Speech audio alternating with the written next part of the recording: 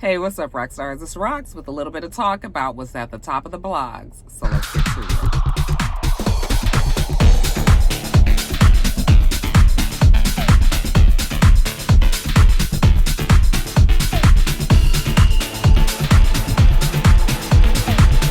Guys, so first story up. Actually, it was a big story yesterday. You guys know that the NBA is they're in the middle of playoffs. The Milwaukee Bucks was scheduled to play yesterday, and in light of everything that's going on in Wisconsin with Jacob Blake, the team decided that they were going to boycott and that they would not be playing in the game. The team that they were playing against, obviously, were going to be out of the game as well. So we had two teams boycotting. Very quickly after that, many other teams followed suit and said that they were going to boycott as well, that they were not going to be playing. We had Lakers and the Clippers who finally said, you know what, fuck just boycotting right now. Let's just boycott the whole rest of the season. LeBron says he's sick of this. He's tired of seeing black men shot and killed by the police, or shot and extremely injured in this case by the police, and that they ain't doing it no damn more. There needs to be some changes. And now the whole NBA is in a boycott mode. Not only the NBA, but the WNBA has followed suit and said that they will be boycotting. All right. The NBA has put out a statement and said that everything has just been delayed, that eventually they will get back to the get back to the playoffs. But LeBron James came back out and said it ain't delayed, it's boycotted. Right now, ain't shit happening. Okay, so they're all supposed to be going back to the table today to sit down and talk and see what can be done. The sports in America is such a big ticket item. I mean, the athletes who play these sports have so much power, and they are starting to realize it. I think that the NBA players already knew it. I think that there are others who are starting to follow suit. You know, we know that the whole good old boy network that goes on with the NFL, and they have had those players so scared to speak out and do whatever. But now there are some players that are starting to go against the grade and, realize that maybe they do need to protest, okay? We had the baseball teams follow suit, Major League Baseball yesterday. We had soccer teams who decided that they were going to protest and not play. We had the tennis player, the black Japanese girl, what's her name? Osaka? Is that her name, you guys? Y'all know who I'm talking about. She was supposed to be playing today. She pulled out and said that, as a black woman, she realizes that even though she's just one person, that maybe she can get the conversation started, that people are just tired of seeing this over and over and over again. People are tired of trying to talk to people and say, can you make a change? Can you realize that Black Lives Matter and this, that, and the other? Maybe if they don't do anything, maybe if they pull themselves out of the game, and now you ain't making no money, because we know this is a capitalist society, okay? Everything hinges on whether or not you're gonna make your money. When people don't start making their money, then change will maybe come. Sports in general, there are so many black players or people of color, if you want to expand it to that, but there are so many black players who,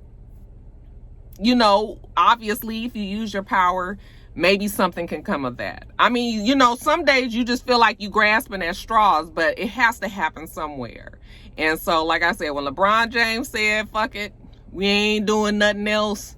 Okay, now here we go with them having to go back to the table and try to renegotiate and figure out what can be done. So now it's time for people in power to try to make some differences, I guess. I was like, we got 4 good weeks. 5 good weeks of basketball, NBA basketball, and now the shit is gone again. I know many people who are sports fans are sad to realize that, right when you guys was on the cusp of getting all your sports your sports back, with the necessary changes to try to keep everybody safe. Well, now it look like shit is about to shut down again. And I know for a fact my brother was heartbroken yesterday. He was just like, man, it's just done again. But, he realizes, and everybody realizes, that We ain't gonna keep on fucking entertaining you and doing all of this, and y'all still out here killing our brethren. I got to think about my black friends and family that could be in that same situation. What you guys think? Do you think that they'll be able to renegotiate and figure out something? It's got to be frustrating for everybody involved, but you guys just have got to stop killing these people. Folks got to try to figure out a way to make it happen one way or the other. All right, you guys, so I read on Tamara Tattles, all of this story that I'm about to tell you, I found out from Tamara Tattles. Evidently, they're saying that Nene Leakes is officially out. Okay, now that is, I say officially because it's coming from Tamara Tattles' blog. It is not coming from Bravo, but supposedly she has a very good source who gives her the information. And most of the times, you know, most of the times when I read her blog, she's definitely knows what she's talking about. So yeah, she's saying that Bravo has said, hell fuck nah, bitch. Thank you for your services. Okay, a la Shani O'Neal. So the way it goes is that Nene Leakes does this every season.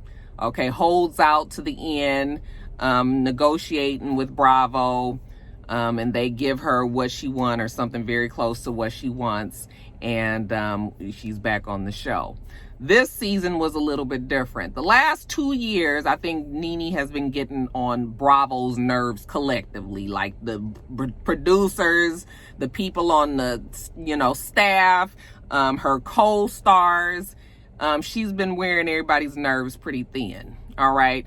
And she done got on their last good nerve because she was holding out again this season, when it looked like after 2 months or so, they were not coming back to her. When she turned down the last offer,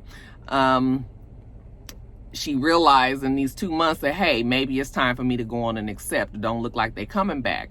She wanted to have a play for pay, which means that she was going to get a certain amount no matter how many episodes she was on, because last season they paid her according to the episodes that she was on, and she got a much less pay because she was missing from like 9 episodes, I believe. Okay, that's pretty much half the season she wasn't there. So this year she wanted to be set, I guess, given just a straight salary, not based on when she is or isn't on the show. And they said they didn't want to do that. They wanted to just pay her per episode. I'm not sure if that's how the rest of the girls are paid, but that's the contract that they offered her. She turned it down. 2 months later, they ain't came back with nothing else. So now she's like, oh shit, maybe I better go on and accept, because now they're recording, they're filming episodes, the girls are all getting together, and Nene's not in it. Well, when she went back to Bravo, they told her basically that, yeah, we thank you for what you've been doing for us all this time. You know, we had some blockbuster years. You really got the ratings up, you know.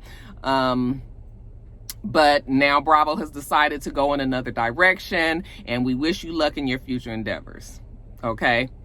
And usually when you get that type of email, that means that, baby, you is out. After that happened, supposedly Nene, I don't follow her on Instagram, but supposedly she has deleted her Instagram.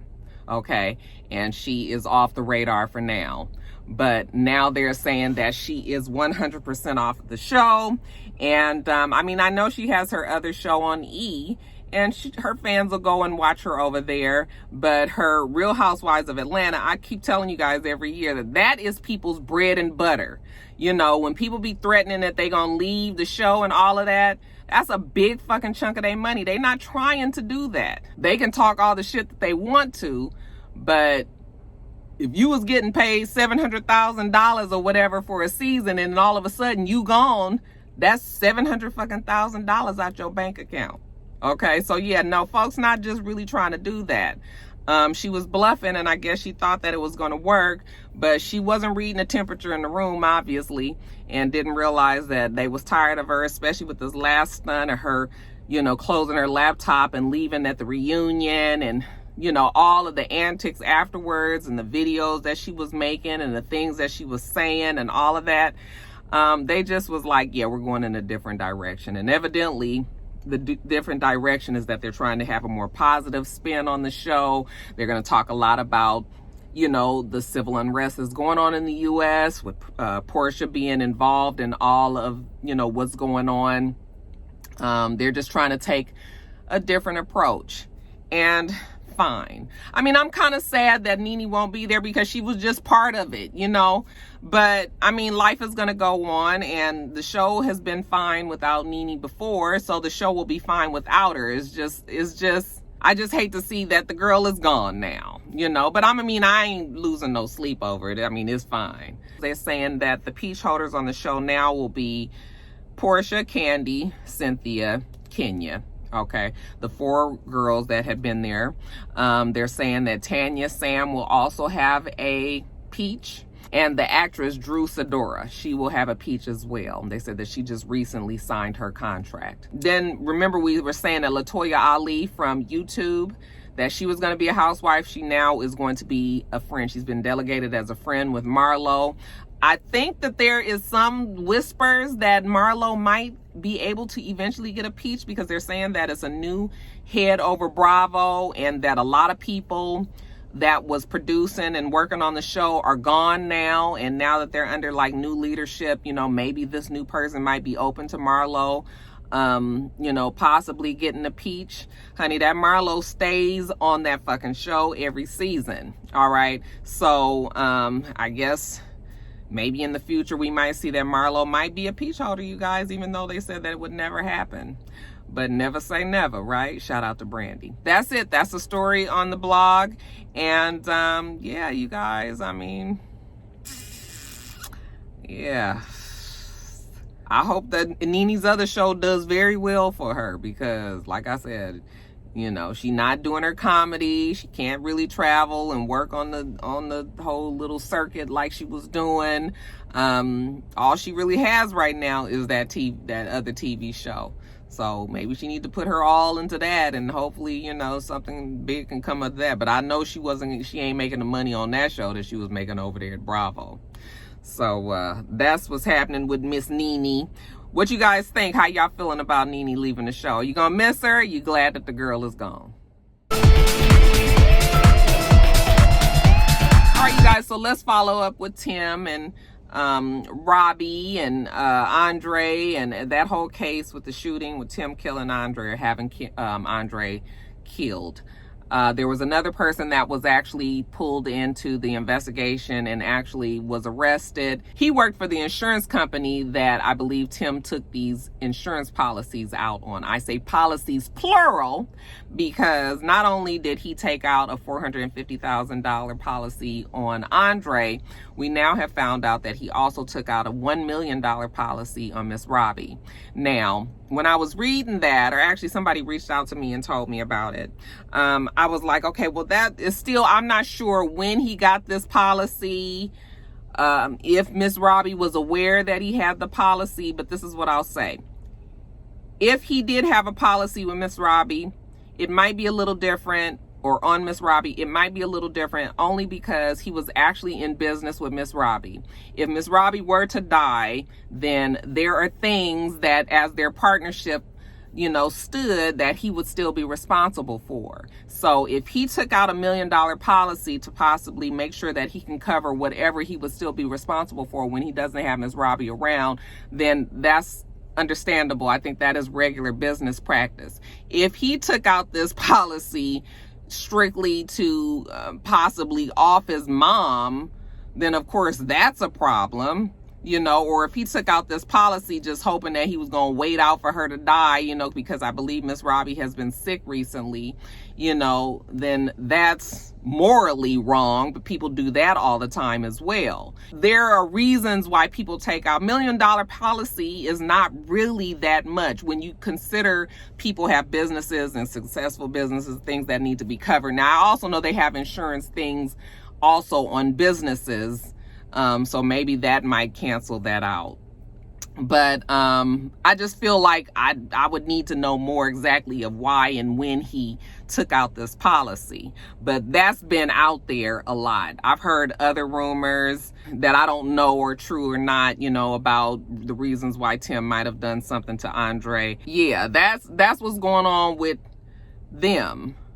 I still can't believe that he did something like that to his nephew. Miss Robbie still hasn't surfaced. I don't think anybody has talked to her, or she hasn't been out on social media. Nobody has really seen her.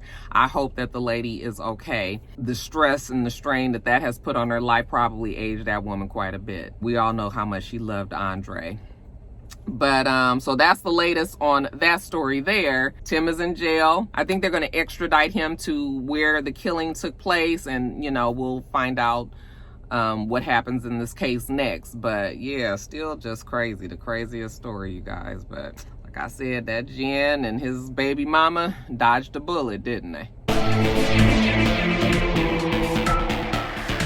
right, you guys, so the other day I was scrolling on my Instagram and I saw on I think it was on Scotty by Nature's Instagram, it was a versus battle coming up between Monica and Brandy. And I was like thinking to myself, like, is that real? Did somebody create that? Because Monica had basically said she was not doing that shit, you know, and Brandy had said pretty much that she wasn't doing it either. So when I saw the picture, I thought it was like some maybe just wishful thinking. Then I was scrolling some more, and then sure enough, I saw it on Shade Room that there is going to be a versus battle between Brandy and Monica on August 31st, which will be Monday. Okay. And I was like, oh my God, I'm nervous.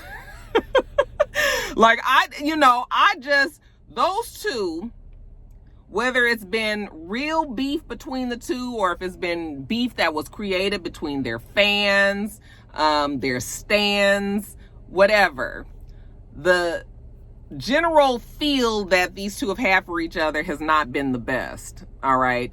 And I felt like it was probably coming more from Brandy's side than from Monica's side. Monica's side was kind of just like, bitch, whatever you gonna be is how I'm gonna be. I felt like she was just like, if you gonna have a fucking attitude and be mad all the time, then damn it, that's how I'm gonna be too.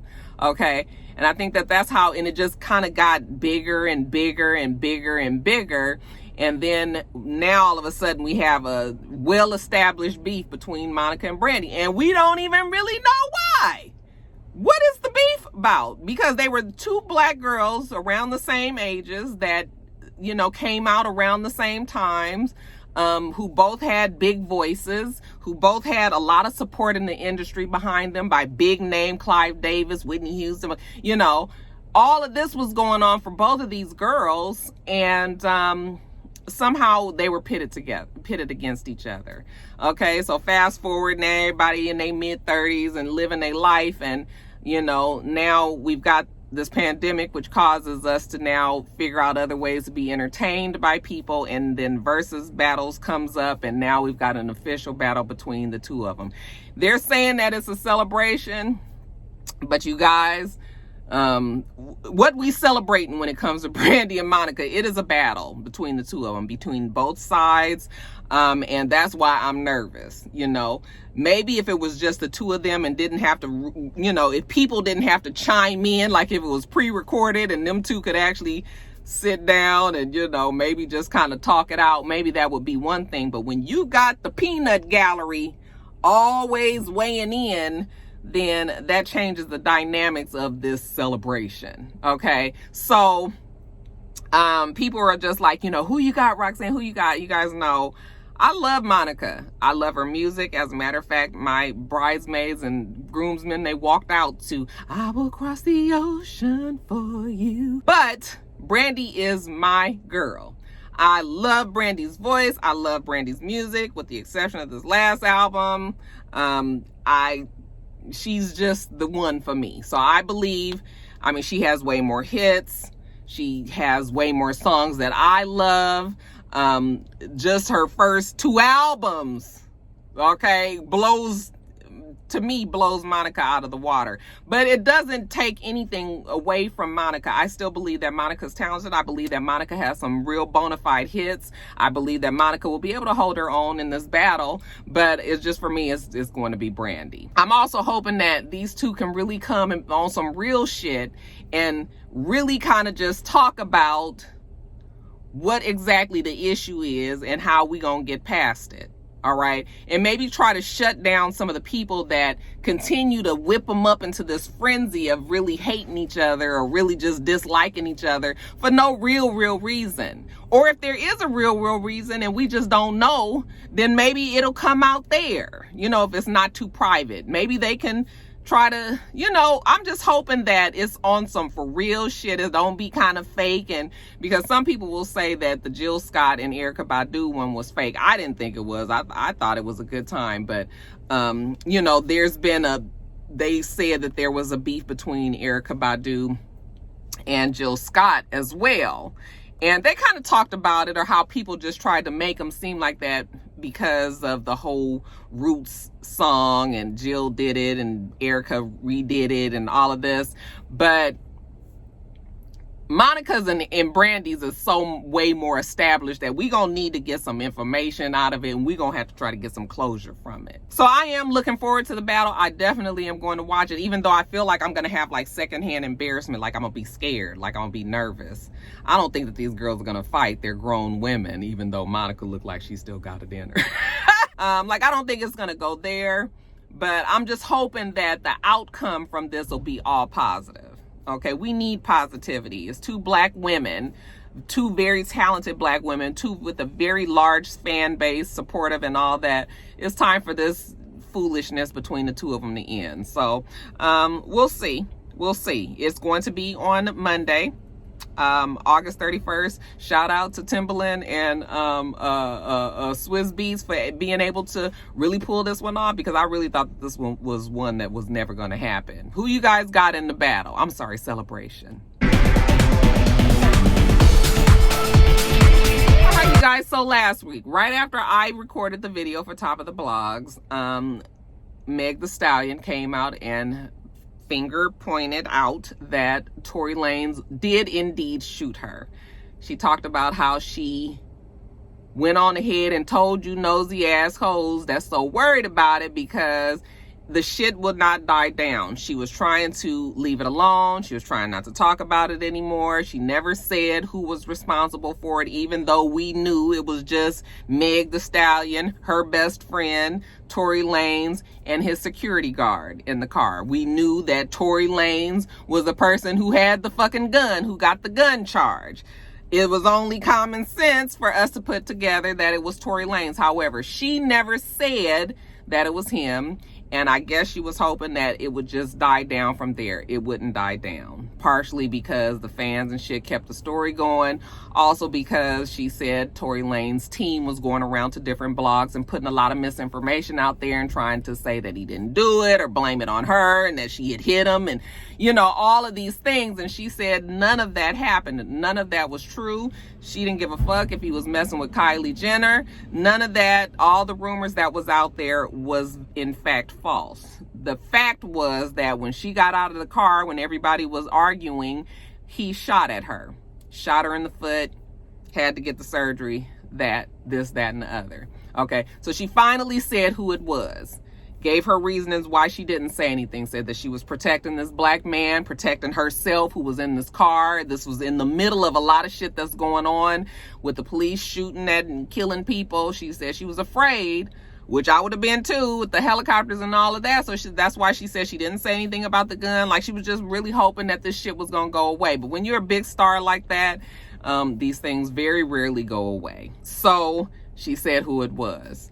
Okay, so after that, people started to complain that nobody was speaking out in support of Meg the Stallion. You've got this black female rapper. All of the rappers who always got some shit to say about, you know, her when she puts out a song that they're not happy about. Okay, now what you gonna say about your boy, you know, your fellow rapper who shot at this girl? And really, I mean, you know, anytime a gun is involved and, you know, they pointed at somebody, I mean, you could kill somebody potentially. So this is serious. Y'all ain't got nothing to say about this? You so worried about wet ass pussy? So then slowly we start to get some of these black guys to speak out. We had Michael B. Jordan was, I think, the first person that I saw. Then we had Chance the Rapper. And then other people started to slowly weigh in.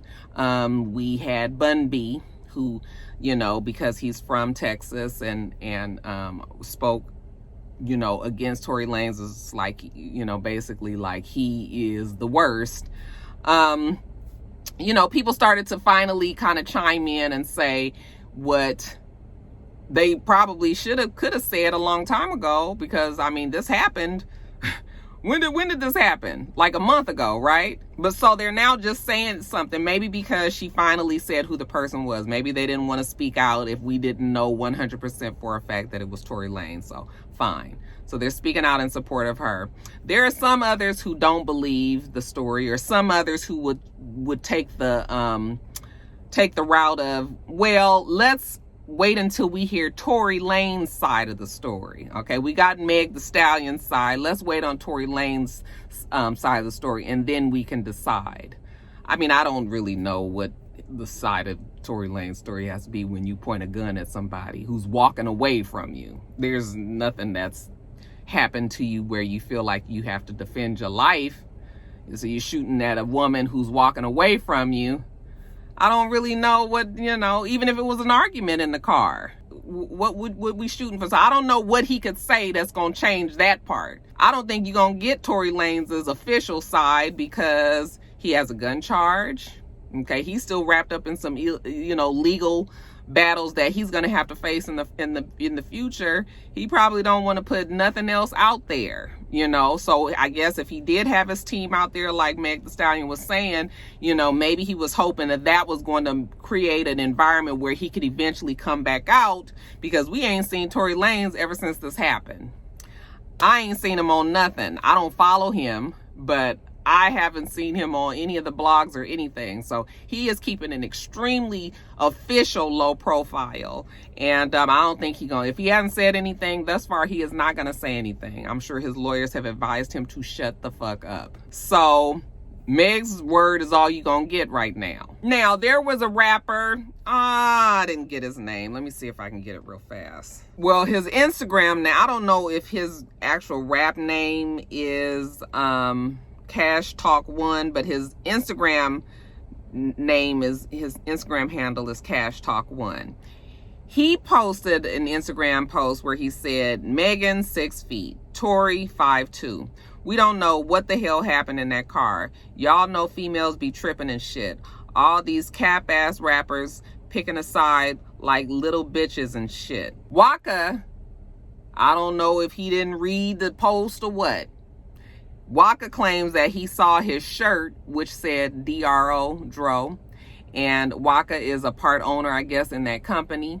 And so when he saw the picture of Mr. Talk 1, that he had the shirt on, that he put 100, the emoji 100 underneath that caption. First of all, it looks like you co-signing whatever a person says. I mean, I've actually been caught up once or twice not reading the post and just looking at a picture and liking something. Then when I read the post, I had to go back and unlike it and shit. It was never nothing serious like this.